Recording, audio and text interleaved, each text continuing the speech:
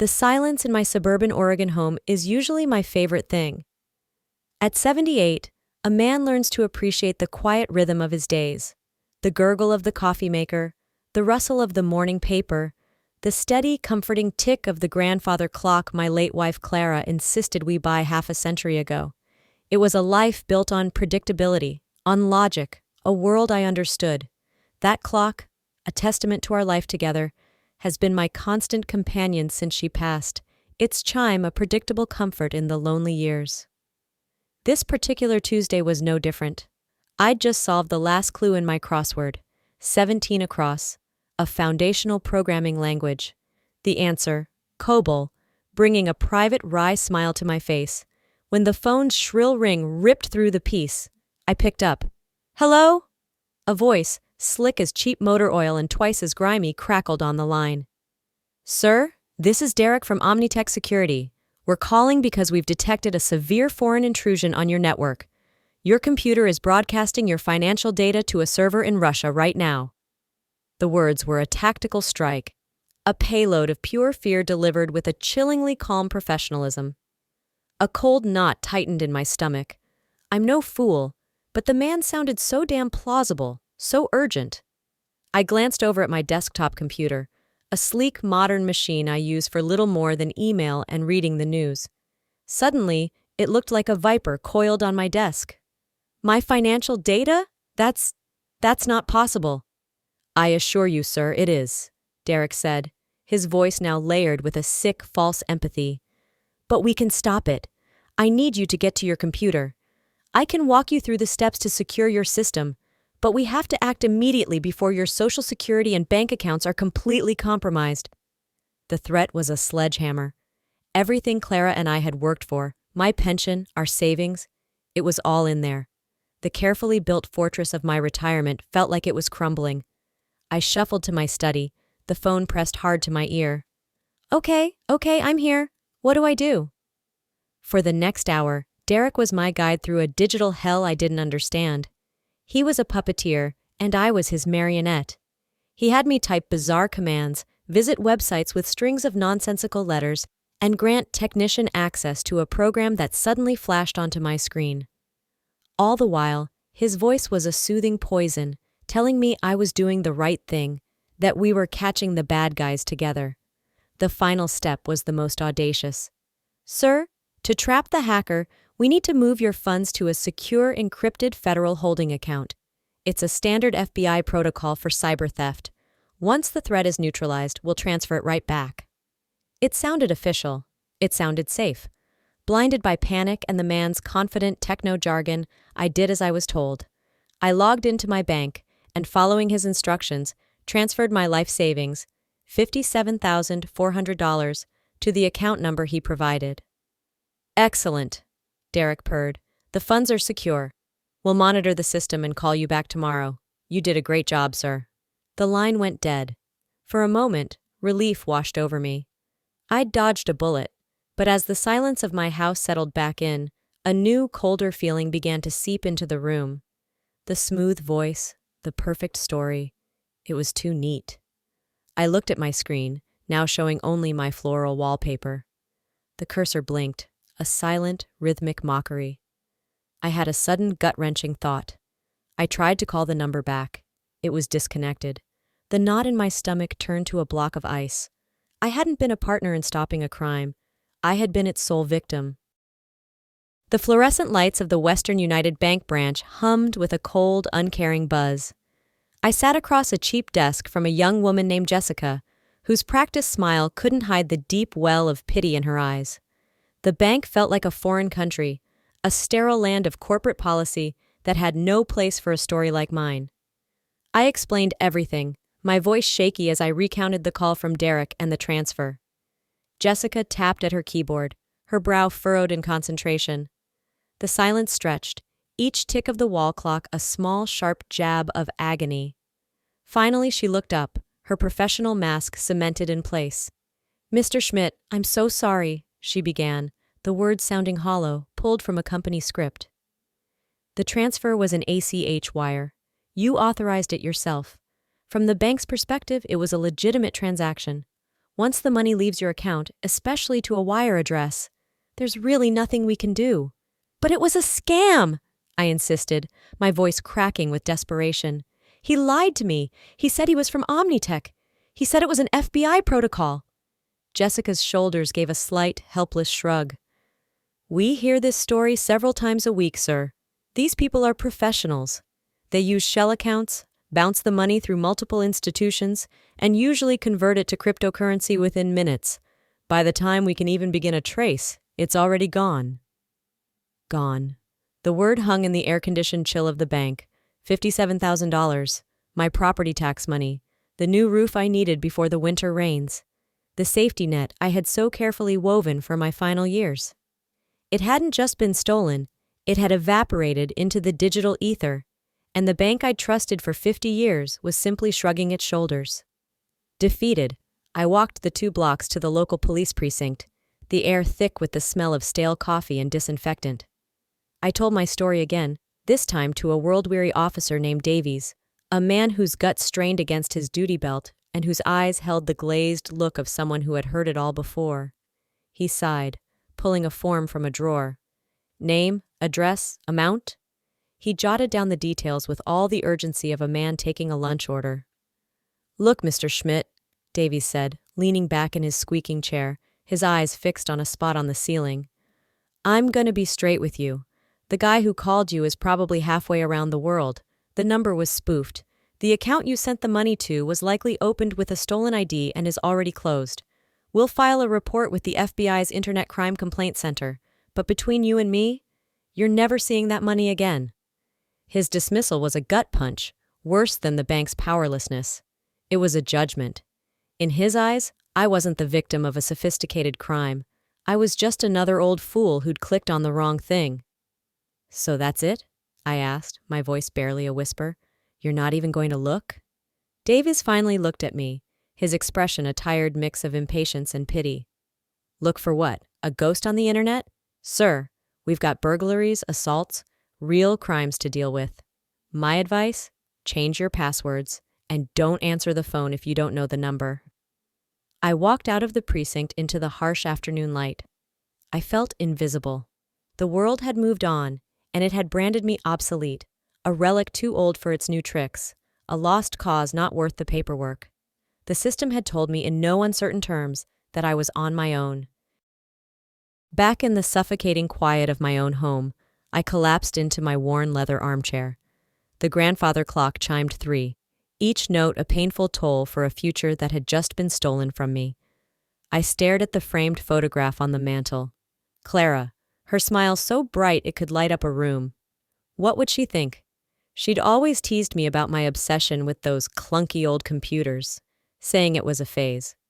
Then, when I became a full professor of computer science at Oregon State, she'd been my proudest supporter. My Frank, she'd boast at faculty dinners, he teaches the machines how to think. Now one of those machines, or rather, a predator using one, had brought me to my knees. The despair was a physical thing, a thick, suffocating fog filling my lungs. I was everything Officer Davies saw, a doddering old man, a mark, a fool.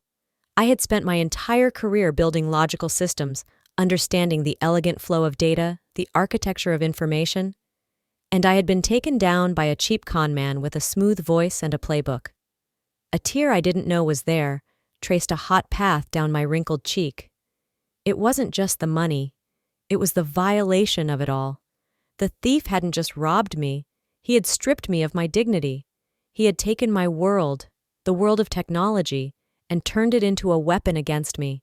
He had mocked me without even realizing it, assuming I was just another tech-illiterate senior, a digital dinosaur waiting for the asteroid. My gaze drifted from Clara's smiling face to my study. It's more of a museum now than an office. My old textbooks line the shelves with titles like The C Programming Language and Structured Computer Organization. Dusty relics. My first real teaching computer, a bulky beige tower, sat unplugged in the corner. I taught the fundamentals. I taught the very architecture that the modern internet is built on. I may not have taught social media apps, but I taught logic. I taught how to follow a trail of ones and zeros. I taught how to find the ghost in the machine. A new feeling began to stir deep in my gut, a hot flicker of anger that started to burn away the fog of despair. Not the helpless, sputtering anger I'd felt at the bank, but something colder, sharper, focused. The scammer had called me sir, his voice dripping with false respect while he treated me like an imbecile. The cop had called me sir, dismissing me as a pathetic case. They had all underestimated me. They saw a frail old man. They didn't see Professor Frank Schmidt, the man who wrote his own compilers in Fortran for fun, the man who understood the digital world from its very foundations. I pushed myself up from the chair, my back straighter than it had been all day. I walked into the study and laid a hand on the cool metal case of my modern desktop. The Viper had slithered through this machine, and Vipers, no matter how clever, always leave a trail. "All right, Derek," I whispered to the empty room, my voice a low growl I barely recognized. "You think I'm too old for the internet?" A grim, unfamiliar smile touched my lips. "You just made the biggest mistake of your life. Class is in session." The monitor's glow painted long, dancing shadows across my study. The tick-tock of Clara's clock was no longer a lament. It was a metronome, counting the beats to a war I was about to wage. I'd brewed a fresh pot of coffee, black and strong, and I sat before my computer not as a victim, but as a hunter returning to his old territory. The first step was to survey the battlefield. The scammer, in his colossal arrogance, had used a common remote access tool to control my screen. An amateur would assume that once the session ended, the trail went cold. I knew better. Every program, no matter how briefly it runs, leaves footprints in the system registry and temporary files, digital breadcrumbs for anyone who knows where to look. I bypassed the friendly, colorful icons of the modern operating system, the digital kiddie pool, and opened a command prompt terminal. The stark black screen and its blinking green cursor felt like coming home. Here there were no pretty pictures, only pure, unforgiving logic. My fingers, surprisingly nimble, flew across the keyboard, typing a series of commands that would look like gibberish to most people. I was pulling up log files, diagnostic reports, and memory caches that lie buried deep within the machine's guts. "There you are," I muttered, my eyes scanning the endless lines of code. Buried in a log file for the remote access program was a single entry: session established with IP address 23.227.38.65, the first link in the chain. I knew this IP was almost certainly a decoy, routed through a VPN or virtual private network to hide the user's real location. A novice would see this as a dead end, but I'm not a novice. A VPN is a tunnel. You can't see where it starts, but you can see where it connects. The scammer had to connect from his true location to the VPN server. Running a trace confirmed my suspicion. The IP address led to a server farm in Canada, owned by a VPN provider famous for its no-logs policy. A dead end? Not quite. I changed my approach. I stopped looking for where the scammer was and started looking for what he did. He had directed me to a specific web page to start the remote session. I pulled the address from my browser's hidden cache. The URL was a long, random string of characters, hosted on a temporary, throwaway web service. But to create that page, the scammer needed an account. And to get an account, you almost always need an email. I cross-referenced the timestamps. The remote session began at 2:14 p.m. The bank transfer was initiated at 3:08 p.m. The thief was in my system for nearly an hour. In his hubris, he was likely multitasking, managing other victims or his own affairs. I started digging for any other network activity from my computer during that 1-hour window, and then I found it. A tiny flicker of data, just a few kilobytes, sent from my machine 2 minutes before the scam call ended. It wasn't to the bank. It wasn't to the VPN. It was a DNS lookup request for a completely different domain, miamicryptohub.com. It was a mistake. A small, almost invisible piece of carelessness. The scammer, probably eager to see his stolen money arrive, had checked his crypto account while still connected to my computer. Miami Crypto Hub. The name dripped with sunshine and sleaze. The Viper had shed a single tiny scale, and I had just picked it up. The website for Miami Crypto Hub looked exactly like it sounded. Tacky palm tree logos, flashing neon fonts, and bold promises of anonymous and lightning-fast transactions. It was a bottom-feeder exchange, the kind that flourishes in the murky waters of financial regulation, catering to people with things to hide. I knew that asking them for information directly would be like asking a bank robber for a map of his hideout. And as Officer Davies had so kindly pointed out, official channels were a dead end. I needed a different approach. I couldn't be Professor Schmidt. I couldn't be a victim. I had to become one of them. I had to use their own slimy tactics against them. I had to become a social engineer. My plan hinged on a universal weakness in any organization: the overworked, underpaid, and deeply bored customer service agent. I found the site's live chat support and clicked. A window popped up. "Brad is here to help you." I took a deep, steadying breath and began to type, slipping into a new persona. I was no longer the articulate Frank Schmidt. I was Frankie, a confused, slightly panicked old-timer from Florida, completely new to this crypto nonsense. Frankie. "Hello, is this working? My grandson told me to use your site. I sent money and I don't see it anywhere." I intentionally butchered the grammar and punctuation. I had to sound exactly like the stereotype they preyed on. Brad. "Hello, Frankie. Welcome to Miami Crypto Hub. I can certainly help you. Do you have a transaction ID?" Frankie. "A what now? My grandson just gave me a username. He said send the money to Cody. Is that right? I'm very worried I sent it to the wrong place." My heart was pounding against my ribs. This was a long shot, a wild guess based on nothing but a hunch. I was baiting the hook, praying Brad was too lazy or too busy to follow strict protocol. "Brad, a username? Okay, I can look that up for you. Can you spell out the name for me?" My fingers hovered over the keyboard. I didn't have a username, but I had a clue: Miami, and the likely ego of a young thief. I took a shot in the dark. Frankie. "He said it was Cody, something about crypto. Maybe Crypto Cody? Is that a thing?"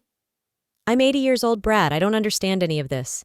I laid it on thick, playing the harmless, befuddled senior citizen. I was banking on Brad seeing a simple, non-threatening request from a clueless old man who was probably just confused. Brad. "One moment, Frankie, let me check. Yes, I do see a user by the name of CryptoCody95. Is that your grandson? We had a large deposit credited to that account about an hour ago. Is that the transaction you're referring to?" Bingo. Adrenaline, hot and sharp, surged through my veins. It was a feeling of triumph so pure it almost made me lightheaded. I had it, a confirmed username, CryptoCody95. The 95 inches almost certainly stood for his birth year, making him young, cocky, and utterly predictable. Frankie. "Oh, thank heavens. Yes, that's him. Cody95. Thank you so much, Brad. You are a lifesaver. My wife would have my hide if I lost that money." I closed the chat window before Brad could ask another question or realize he'd just handed sensitive information to a complete stranger. I leaned back in my chair, a slow, predatory smile spreading across my face. The digital ghost now had a name. It was time to give the ghost a face. That username was a master key, and I knew that in today's world, one key can open a dozen locks. Young people, especially the arrogant ones, are sloppy. They use the same handle across every platform, leaving a trail of digital breadcrumbs that leads right back to their real lives. I started with the usual suspects: Instagram, Twitter, Facebook. I typed CryptoCody95 into each search bar. It didn't take long. On Instagram, a profile popped up. The picture was a smirking selfie of a young man with spiky bleached hair and a gold chain that looked heavy enough to anchor a small yacht. His name was listed as Cody Baxter. His bio was a monument to narcissism. Crypto King, living the dream, your 9, 5 is my 5, 9. It was a public profile, a goldmine of his own stupidity. I scrolled through his photos, my anger growing into a cold, hard rage with each flick of my mouse wheel. It was a slideshow of a life paid for with the savings of people like me. There was Cody, posing in front of a rented red Lamborghini on a sun-drenched Miami street. There was Cody, on a boat, spraying a bottle of champagne, surrounded by people with faces as empty as his. There was a close-up of a ridiculously oversized watch on his wrist, captioned, "Hard work pays off. Blessed hustle." Hard work. The phrase made my blood boil. I had worked hard my entire life, teaching thousands of students, contributing to my field, building a home with Clara, brick by careful brick. This parasite, this digital leech, had the gall to call his larceny hustle. The most damning post of all was from just a few hours ago. It was a picture of a fancy blue cocktail against a blurry beach backdrop. The caption read, "Another boomer made me a donation today for my retirement fund. They're just too trusting, LOL. Easy money." The open contempt, the sneering mockery, it was all there. Cody wasn't just a thief. He was a predator who despised his victims. He saw us as jokes, as faceless piggy banks to be smashed open for his own amusement. This was the man who had called me sir. This was the punk who had patiently, calmly, and without a shred of conscience, talked me into my own financial ruin. I felt no more doubt, no more fear. Only a cold, crystalline certainty. I methodically downloaded every photo. I screenshotted every arrogant post and bragging caption. I used his username to find a matching Facebook profile where he'd been even less careful, listing his high school, his New Jersey hometown, and tagging family members. It took me less than 20 minutes of cross-referencing public records online to find what I was looking for. A current address, a luxury high-rise apartment on Biscayne Boulevard in Miami, Florida. I had the thief's name, his face, his location. I had a complete, detailed portrait of the smirking viper who had tried to destroy me. The hunter now knew exactly where his target slept, and I knew it was time to build the trap. For a fleeting moment, I actually considered buying a plane ticket to Miami. I pictured myself knocking on his door, seeing the look of utter shock on his smug face when the old relic he'd robbed showed up in the flesh. But that would be messy, emotional. It wasn't my style. Revenge, like Elegant Code, should be clean, efficient, and utterly devastating. Calling Officer Davies was out of the question. My evidence would just become another piece of paper on his cluttered desk. No, this situation required a more direct approach. This required speaking to people who understood the language of multi-state wire fraud and complex digital crime. This required the FBI, but I wasn't just going to give them a tip. I was going to hand them a fully gift-wrapped conviction. Cody, in his infinite arrogance, had broadcast his entire life online. In one photo of his apartment, I spotted a smart speaker on the kitchen counter. In another, a massive smart TV was on the wall. The Internet of Things. A world of convenience built on a foundation of laughably bad security. For me, it was a wide-open door. Using the information I'd gathered, Cody's location, his internet service provider, which I identified from a piece of mail visible on a table in one photo, and some educated guesses about factory settings, I began to probe his home network. It was shockingly, almost insultingly easy. The self-proclaimed crypto king hadn't even bothered to change the default admin password on his router. It was a rookie mistake, a cardinal sin in the digital world. I was in. I didn't do any damage. I'm not a criminal. I was simply a collector of evidence. I accessed the router's internal logs, which showed the true, unmasked IP address Cody used to connect to his VPN, the same VPN he'd used to scam me. I found the unique MAC addresses of all his devices, his phone, his laptop, his smart TV. Digital fingerprints that were as unique and irrefutable as his actual ones. I then spent the next 48 hours compiling my masterpiece. I wrote a clear, concise, step-by-step report of my entire investigation. I included the initial scam call, my bank records, the trace of the remote access software, the IP logs from the Canadian VPN server, the transcript of my chat with Brad from Miami Crypto Hub, and the undeniable link to the username CryptoCody95. I attached his social media posts, the photos of his stolen lifestyle, and his sneering written admission of guilt. Finally, I added the crown jewel, the internal logs from Cody's own internet router, proving that the exact same device that accessed his Instagram account was the one that had connected to the VPN to perpetrate the fraud against me. It was a closed loop, an airtight case built from pure, irrefutable data. I encrypted the entire dossier, a package of digital dynamite, and uploaded it to the FBI's official tip portal. I couldn't resist one final personal touch. I used my anonymous access to his network to send a message directly to his smart TV. In the middle of whatever vapid show he was watching, his screen would suddenly go black. Then, stark white text would appear. "Hello, Cody. You called me Sir when you stole my life savings. You called me a boomer on your Instagram. You thought I was too old and stupid to understand the internet. But I taught the classes that built the internet you play on. I have your name, your address, and logs of every crime you've committed for the past 6 months. A copy of that evidence has just been delivered to the Federal Bureau of Investigation. They are very interested in CryptoCody95. Check your email, then wait for the knock on your door. Sincerely, the Old Relic." Weeks passed. The autumn rains came to Oregon, washing the world clean. My life slipped back into its quiet rhythm, but something inside me had been permanently altered. The fear and shame were gone, replaced by a solid, steely calm. I didn't tell a soul what I had done. It was my secret, a quiet victory I savored with my morning coffee. I read the paper, I did my crosswords, and I listened to the steady tick-tock of Clara's clock. But now, the sound was not of time running out, but of order being restored. Then, one Tuesday morning, the phone rang. It wasn't a slick, predatory voice this time. It was a woman, her tone professional and crisp. "Am I speaking with Mr. Frank Schmidt?" "This is he," I said, my heart giving a little jump. "Mr. Schmidt, this is Special Agent Morales from the FBI's Cybercrime Division in Miami.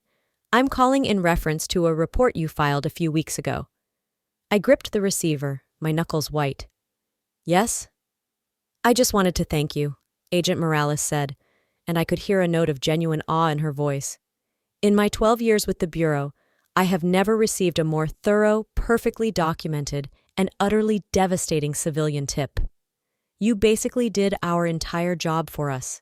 You didn't just give us the suspect. You gave us the means, the motive, the confession, and a digital roadmap to his entire operation." She paused for a beat. "Based on your dossier, we obtained a warrant and arrested Cody Baxter last week at his apartment. He was surprised. When we seized his assets, we were able to link his crypto wallets to dozens of other fraud cases, targeting seniors across 17 states. You didn't just get justice for yourself, sir. You got it for a lot of other people." A wave of profound, bone-deep satisfaction washed over me. It was better than I had dared to imagine. "And my money?" I asked, the question feeling almost secondary now. "We were able to seize all of it," Agent Morales confirmed. "The courts have already started the asset forfeiture process. You will be getting your $57,400 back in full. The paperwork is already on its way." After I hung up, I walked to the mantel and picked up the photograph of Clara. I looked at her smiling face, the light catching her eyes. I felt like I could tell her the whole incredible story, and she would smile that knowing smile of hers. I hadn't just fought a thief. I had fought the casual cruelty of being dismissed, the quiet insult of being deemed irrelevant. I had defended my own history, my life's work, and my dignity. The young scammer had seen me as a relic, a fossil from a bygone era. But he had forgotten the most important lesson of history. Fossils are the proof of what came before, the solid foundations upon which the entire modern world is built, and sometimes they still have teeth. I, Frank Schmidt, the digital ghost, the old relic, smiled. The clock chimed, its tone clear and true, marking the beginning of a much brighter afternoon.